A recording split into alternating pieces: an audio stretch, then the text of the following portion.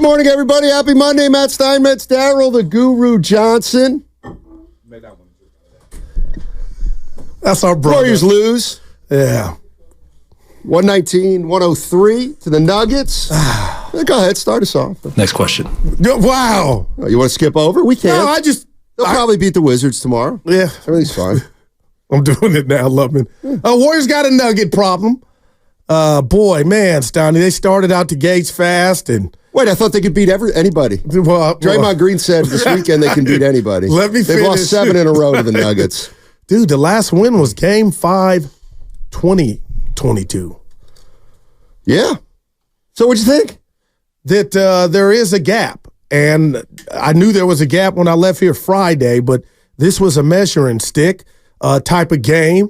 And again, Steiny, matchups and size matter. Shout out Bob Fitzgerald. But yesterday, the Denver Nuggets showed me and everybody watching why they are defending champs. And you know, I'm looking like, just from a defensive standpoint, how are the Warriors going to match up defensively when you got Pods and Steph trying to guard what they present with their starting five? And I told you and Evan before the show, way to go out on a limb, Goo. The Nuggets got the best starting five in the game, but to end the first half on a 14-0 run and then do what they did in the fourth quarter, there was nothing fluke about last night. So I left here, they were 10th seed. I come here Monday morning, they're 10th seeds, Donnie. So Steve Kerr got his money, his chicken, and 17.5 for, per. But at the end of the day, man, that was one that just bothered me. See, that was one that I mean, I guess it should bother you because to me, if you're watching that game, that's kind of a sobering loss for the Warriors. I mean, I agree with you completely. Nuggets are better than the Warriors. So how are the Warriors going to beat that team if they get into a series? I don't think they have a chance against the Nuggets in a series unless somebody's banged up for the Nuggets, and that's what happened 2 years ago. The Nuggets were missing 2 starters, and the Warriors went in there and beat them in 5 games, and then they went to the NBA Finals. But remember, they were a 3rd seed that year. Yeah. This year, they're in 10th. A couple things for me is, the Warriors were outscored 79-47. After they took their biggest lead of the night, 56-40. Damn. 79-47. That's a lot. That's a little bit alarming.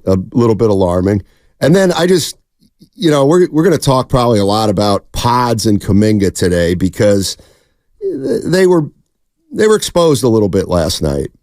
But the way I look at that game is, all right, who are the Warriors' 3 best players? Steph, Draymond, and Clay.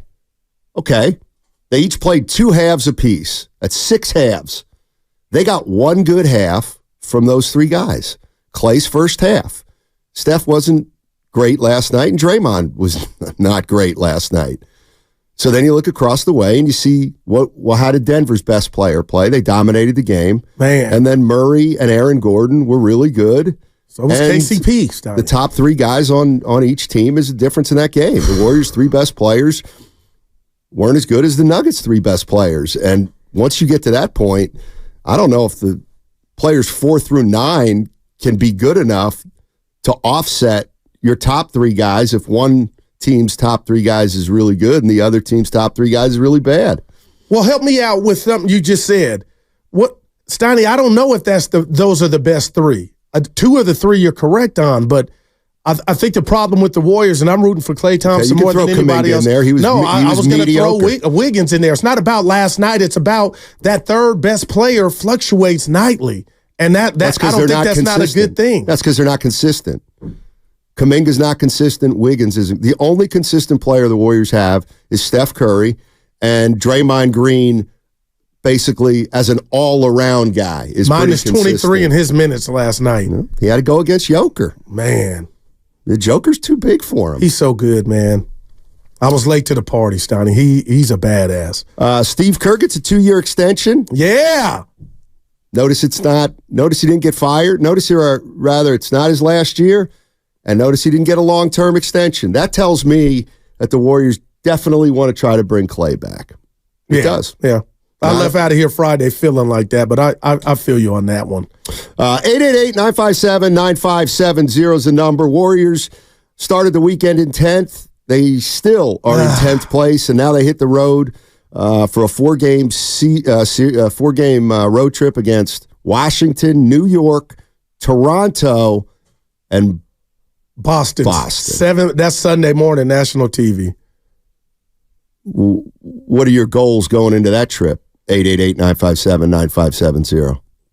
To win them all, but Steiny, I'm telling you, it's getting late early, and you had a chance to get up to 9, and we keep talking about 6. Not just us, everybody. But at some point, I know you won the night before against Charlotte, but you're going to have to beat a team like Denver. And when that's my $1 million question. Go and. I know they're defending champs, but I thought the 4 p.m. start might throw Denver off. It did. That's why the Warriors got up 16. And I could taste it. If Denver had realized Sunday morning that game started at 5, they might have won that game 135-80. Man. I'm kidding. But I got a question for you. Look. Talk to me. Come on, people, as Rick Barry said. Who was great with Bonte yesterday. You guys watched the Warriors when they were at their best for 8 years, and we saw that game a lot where the Warriors played, and then they got a little behind, and then they looked at each other and they said, let's go. And they were so good that they came back and won the game. That's what Denver did to the Warriors last night. But they just did it in a way to where I was like, okay, this going down to the wire. Steiny, it wasn't close, man. No, it wasn't. And I'm going to say this because you mentioned two guys. Pods, there's nothing I can say, but, if you talk about ROI this season, he's at 110% and Kuminga's at 120. But if we expected, and this is what's starting to get me a little nervous about Kuminga, this dude is still relatively young, and he was on that binge of getting 25 to 28 points. But, Steiny, that may not be who he is and something you could count on moving forward every game. So he didn't have a bad game. I thought he put some points up when the game was kind of decided. But, before last night's game, the last 2 games, he'd only scored 6. So if you have those 2 youngsters come back to earth just a tad bit, then what are we talking about? And then for Klay Thompson to just go Teen Wolf, Michael J. Fox early, and then not add another point, that was, like you said, Steiny, they were up 16. It's the NBA game, but damn, that one I get it. You got to win that game at some point. And now Kerr say, you tell me, you've covered the NBA for about 10 years. They got to win that game at some point. They got blown out. Yeah. They're not as good as the Nuggets. No, I'm not saying that. But in the NBA, no chance in the fourth quarter of that game. And that's what's bothering me. All right. That's what's bothering me. The other, every time I watch Kuminga play, to me, it's frustrating. Not him. He's not frustrating to me. It's the way the fans view Kuminga. You want him to be a superstar or a star before he's ready to be a star. Oh, man. He's a good young player getting better.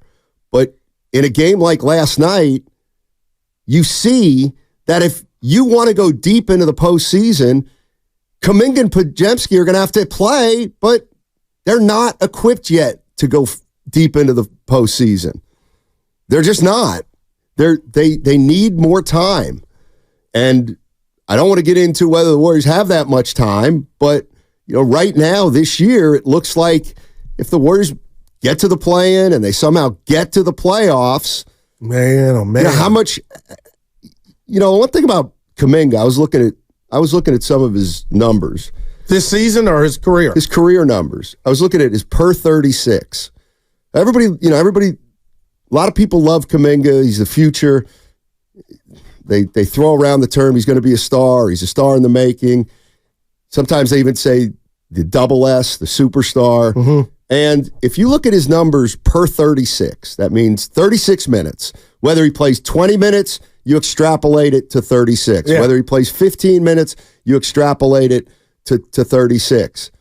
Over his 3-year career, in his per 36, he's gotten better in one stat, scoring. His scoring's gone up. Not the boards? Nope. He rebounds less per 36 this year than he did his rookie year, and he didn't rebound his rookie year. So he might be playing, 26 minutes, 27 minutes, but he's still only getting 4 rebounds. And I like, the one thing I like is they can go to him sometimes when they need a bucket, and he can get him a bucket. Yeah. But there's a difference between going to a guy and getting a bucket and going to a guy and the guy making a play. And what I saw last night, especially in that second quarter, I don't know if Denver did it by design and it worked, or I don't know if Denver did it and it just kind of happened that way. But in the second quarter, when the Nuggets came back, there were about 4 out of 5 possessions where either Podziemski or Kuminga had the ball with the shot clock at 8-ish, and they had to make a play. They had to do something, either individually or make a play for somebody else, and they couldn't do that without an advantage. They each of them were guarded one-on-one in those situations, and neither of them could make a play for somebody else. And that really helped Denver get back in it. Now, let me be clear. I'm talking about a third-year guy making a play and a rookie making a play. I'm not ripping them because they're not able to make a play right now against the defending champions. I'm only saying it as to say they have a couple players in this team that they still have a lot of growing to do. And if the Warriors want to make a big run, Podziemski and Kuminga might not be ready. Man. They might not be ready to play a second-round series. In fact, I don't think they are yet. But that's the one thing that I kind of saw last night with the Warriors is somehow Mike Malone got the ball into those two guys' hands late in the shot clock, forced them to make a play, and it was tough for him. It was tough for Kuminga. It was tough for Podziemski.